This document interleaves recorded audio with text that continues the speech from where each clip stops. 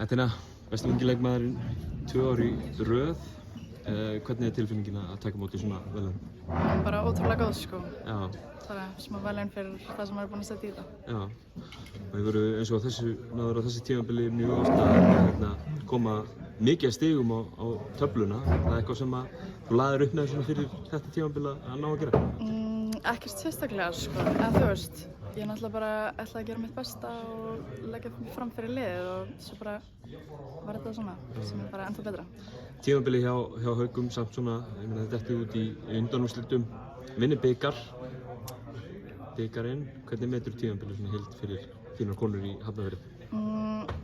Ég er alveg nokkuð sátt við tímabili í heild sinni en það var mjög fúlt að detta út í fjórðulega úrslitum.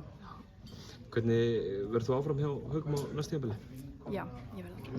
Hvað heldur Haugarnir þurfa að gera til þess að svona stoppa í götin sem voru öðlugis alltaf sett? Ég held að við þurfum að herða okkur aðeins andlega og svo bara leggja okkur alla fram. Já.